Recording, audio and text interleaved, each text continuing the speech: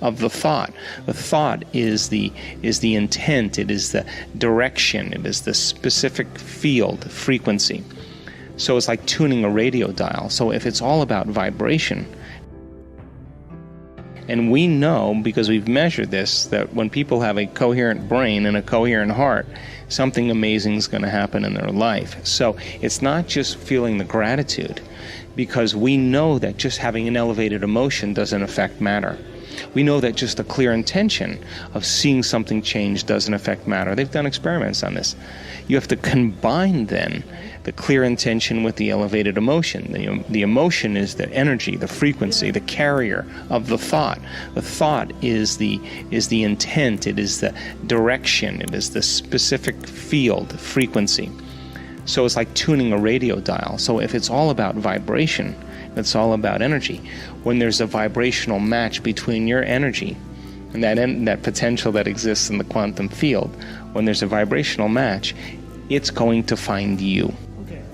So again, the intention is getting clear on what you want. Yeah. So let's say you want a new home. Let's say you want a beautiful garden. Yeah. Well, then start ripping out magazine pictures of gardens that you love. Start drawing pictures. Start seeing it. Start writing down the things that you want. Throw it up somewhere and then add another dream and add another dream, and keep your mind, if you keep your conscious mind on that, your subconscious mind will take you there. Now, I'm not an impatient person, because I know that impatience means I believe that something's not going to happen. But we're here to experience life. We're here to enjoy the magnificence of our creations, and our senses then become the very artist that writes the story in our biology. So then when you start to see that home and that vision, and you start making the choices for it, and you step into the unknown, and you become the creator, and you do something that's never been done before, and it brings you joy, and it brings you excitement, and it has meaning behind it, then your body is always following your mind. So of course it's going to take time. But it's no different than a garden that you tend in your life. You're always going to be pulling weeds out, and always going to be pruning branches, and you're always going to be fertilizing and pulling rocks out. But that's the joy of the creation, because you get to eat the fruit of your own creation. So then our senses should be the last to experience what our mind has created. So the intention then represents all the details. But all the details could be summarized in a symbol, a letter, a picture, one picture, and you know that picture means all of those things because you reviewed all of those things. If you hold the picture, you hold the symbol, you hold the dream house, you hold the dream garden, but you don't say, oh, when this dream garden comes, then I'm going to be happy. You say, the thought I'm having is the experience, and the experience then produces the emotion.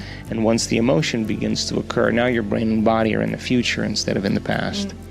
We have measured enough brains now to know that we have many students that not only are in gamma, and gamma is the super awareness, super consciousness, it's when the experience becomes real, but we're capturing amplitudes of energy that are 100,000 times normal in people's brains.